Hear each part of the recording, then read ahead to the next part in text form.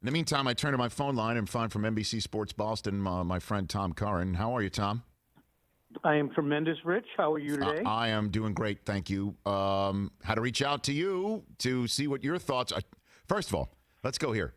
If I cobbled together the amount of time you've had one-on-one interviewing Tom Brady, how far back would I have to go to cobble together 2 hours and 9 minutes?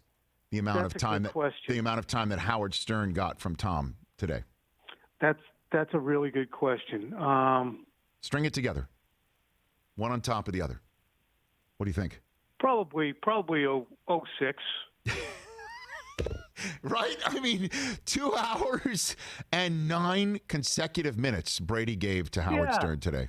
Because that's the thing is, and you know it as well. You're dealing with people who have a lot of people pulling on their threads, and the last thing you want to do is when that person sees you coming, have them start to say, "Oh, here comes this guy with his 15 minutes of monopolizing my time." So when I had something for him, it was hit quick, get the flip out. Mm-hmm. Other than that, it's, "Hey, what's up, buddy? Hey, what's up?"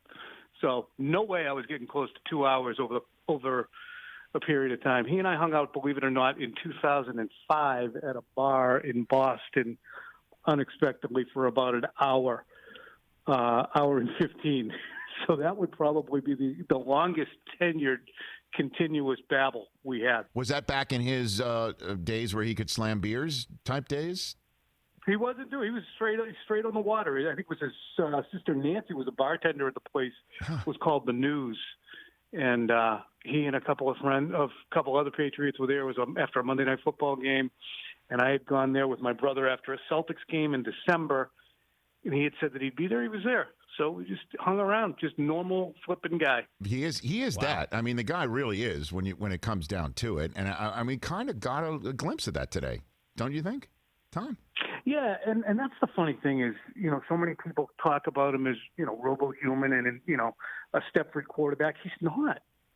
He's just a nice guy, so you're not going to get the poop stirring and the passive aggressiveness that you will get with many other people, you and me included. I mean, over the course of time, me probably more than you, but he's just such a nice guy that he's living on the high road. You and I both know, and I think that most of our listeners, if they look at it objectively, know that, look, there were axes to grind on both sides. Tom is not psyched about the way things went, certainly over 20 years with his relationship with Bill Belichick. They came to a mutual understanding. He's not changing for me, Brady would think. And Bill certainly wasn't going to. And Tom, at a point, was like, I'm 42. I'm not changing for him. But he keeps living on the high road. And I think that was the interesting thing about this conversation today, Rich. We had all the insight. We fed it to people all the last 2 or 3 years about where the relationship was. But Brady really put a buff and shine on where things were, I thought, today, and made it, this is what it was, but it wasn't as confrontational as folks like to make it seem. Agree or disagree? You know what? I didn't hear all 2 hours and 9 minutes of it, to be honest with you, and that's part of the reason why I'm having you on here. And, I would agree, however, because I'm always, and this is the way I broadcast, this is the way I talk, this is the way I go about my business, Tom, is that everything is always more nuanced than the black and white conversation that sports talk normally, I guess, defaults to in our business. And that's why I was pleased to hear a lot of this stuff, but that's why I also wanted to have you on here to add the background and the nuance to it. So let's get to it, Tom. The first order of business that he said when Howard Stern asked him when he knew it was done with New England, and the point that he mentioned as most likely for it was prior to the season, and I know you've been talking about that quite a bit, so I give you the floor on what you thought of that. Confirmation just of where things were, and you heard it on the first day of training camp. His irritation with not having a deal at that point, that it was confirming for him that they don't want me around through my 43-year-old season. As I've told them, as they've told me that they would do, they're not going to do it. They were going to give me the Drew Brees deal for $2 and $50, and they're not doing it. They're not going to guarantee that second year. And that's when he kind of lobbed it across and said, ask Mr. Kraft, jokingly. And that was when he was turning, look, I'm done playing nice here. I'm done beating around the bush. You tell me why I'm not getting an extension. So I thought that was concrete. And also I think that, what was going on behind the scenes was more rancor, that there was a discussion that had to take place and an extension that had to be given and a raise that had to be given before the Patriots were sure that Tom Brady was going to participate throughout the preseason and not walk away from football, quite honestly. And they took care of that post-haste when I think it started to dawn on people how pissed he was. So he was playing last. Did you get a sense during last season that this was a guy? And at what points did you have it in your idea confirmed that this was a guy he's playing throughout his last season in New England? In Tennessee, when the Patriots went down there for their training camp meetings with Tennessee, and he basically was saying, look, we're just, I'm just an employee here. They don't ask me questions. They don't ask me about personnel. I'm not here to coach. He was really divesting himself, I thought, of the responsibilities that he wanted to have as a culture cultivator, as an on-field coach, because the team had started to marginalize him. So that's when I was like, oh boy, yeah, he is embracing you don't want me around? Well, I'll just be another cog in the machine. I'm employee number 12 over here working out of my locker. That was when I started to see it, and you saw it, Rich, time week in and week out, his inability to polish the turd that was the offense in his post game. He just wasn't going to do it. Let's get into that. By the way, that was my favorite album. And I think it was during the high school years. Polish the Turd. Yeah, they were great. They were terrific. They were a great band. We remember some of their great songs. Yeah. Right. Never mind. Right. I could come up with a couple. Their I guess revival tour, Polish the Turd in 2019. The big hit was New England's receiving core. Clearly, so yeah. Polish the Turd. We're still sitting here. He did hit that. We're still sitting here. That's great. Or running the wrong route. So Brady kind of touched on that today, didn't he, with Howard? Yes, and I thought that was telling too, and it was interesting to hear him say that Bill would, be on the same page with him. But, this wasn't related.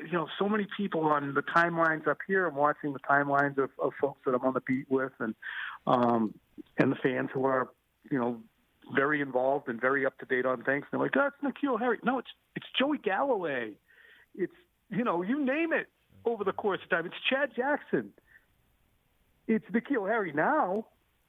But it's always that. It's Ben Watson when Ben Watson started. It's like, what the hell is Ben Watson doing? It's all of those guys. He was not going to accept close enough. And he worked for a coach who made that mindset possible for him. Close enough ain't going to cut it. I'm not throwing it to the guy, Bill. Yeah, you're right. You know what? We'll go get Rashae Caldwell, Jabbar Gaffney. They know where to go. It might not be that great, but at least they know where they're supposed to be. And that's what they would do. And so you think that's why he chose the Bucs?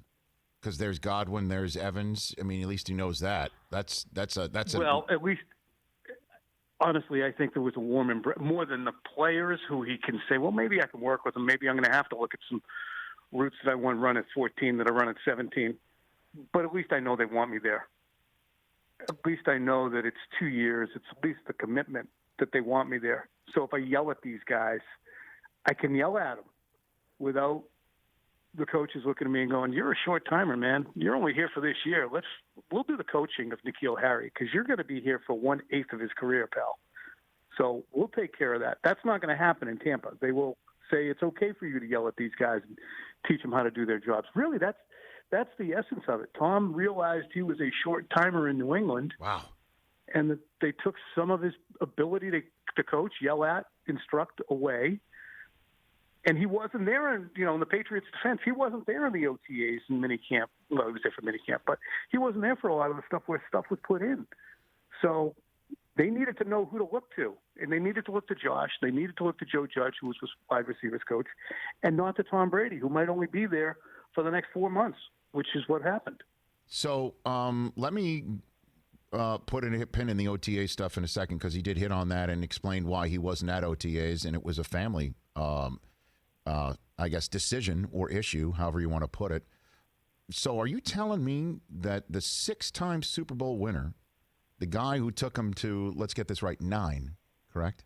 Yes. In 20 Mm-hmm. years, that guy was viewed as a short timer because everybody knew what time it was, that Brady mentioned in the Howard Stern interview today that he pinpointed last summer as the time where he realized he wasn't coming back, and was told, don't get on these kids, don't coach them up, don't be Tom Brady red ass with these guys because we'll handle that.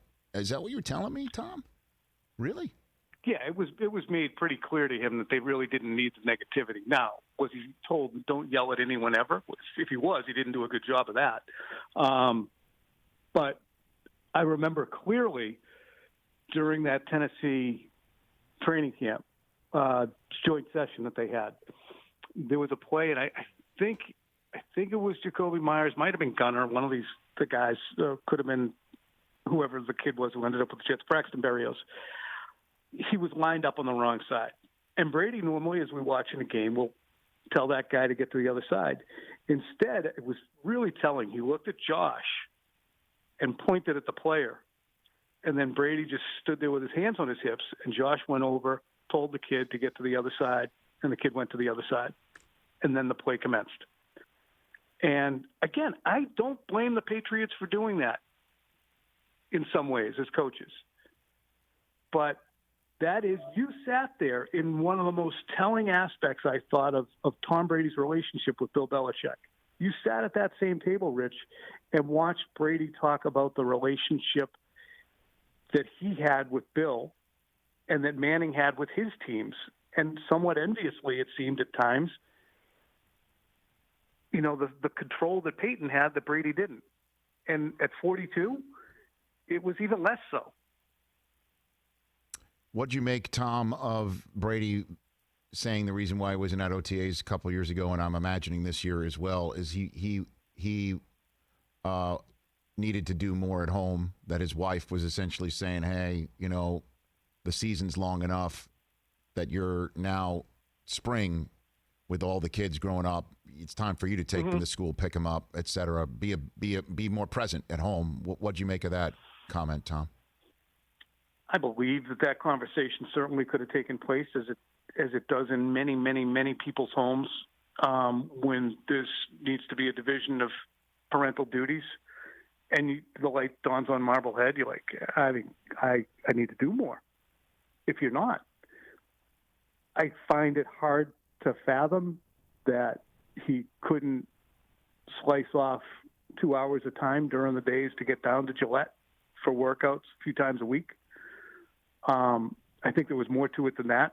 Specifically, I think what there was to it was that, look, if you're going to pay me $15 million and not give me the extension I'm looking for, I am sure as crap not showing up for this voluntary stuff where I'm not getting paid at all and do extra for you. But I think the two things can both be true. Right. Huh. You're paying me 31? Honey, look, I get what you're saying, but they just made this commitment to me that I never thought that they would make. I got to go to most of these, at least some of them. I think that both can be true.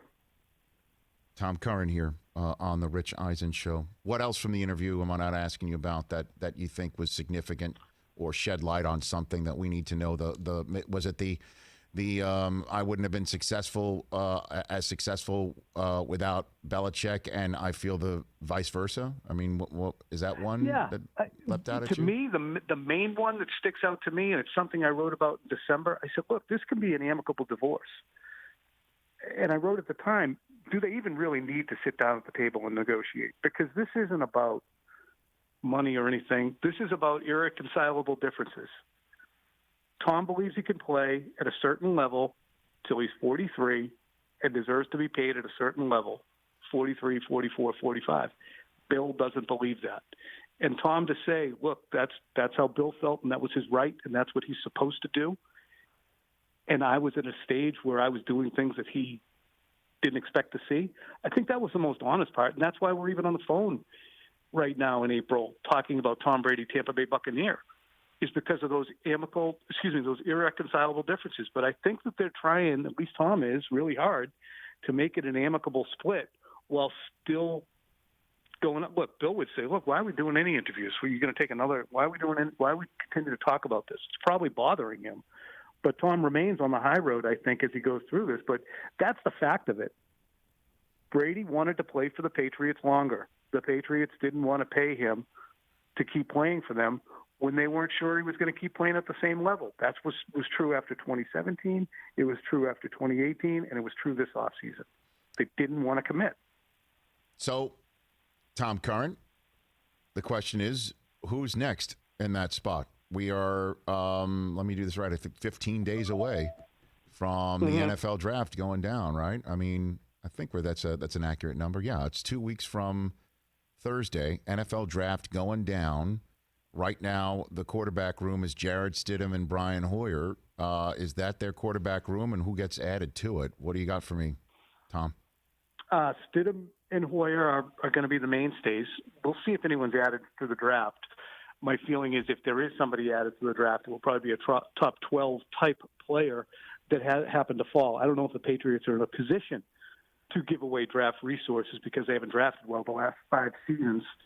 So if they're starting to give away first-round picks to get up and draft somebody, and second-round and third-round picks, I think that's cuckoo. They need to replenish and get younger. So I really think it'll be Brady.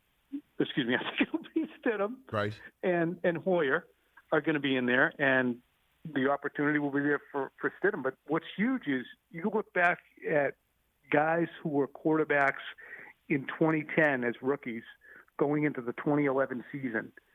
Colt McCoy gave voice to this. It was incredibly damaging to him as a quarterback going into his second year to lose that offseason because of the lockout. And this is going to be damaging to these guys' developments too, guys like Stidham, because they're going to lose a lot of this. So it's good that they have Hoyer here, but watch this whole group of 2010 quarterbacks and see in 2019 quarterbacks, and see how many are compromised a little bit in their development. Well, I mean, let's talk brass tacks then, Tom Curran, because Belichick's brilliant. He knows that. I'm sure he knows exactly what you just said about Colt McCoy, and he knows that Stidham's missing some valuable time, and he might covet, obviously, Stidham and his abilities, and that's why they brought Brian Hoyer in. But Hoyer, last year, in that system in Indianapolis, where clearly Brissett was thriving before he got hurt, and we all talk about how Frank Reich is a quarterback guru.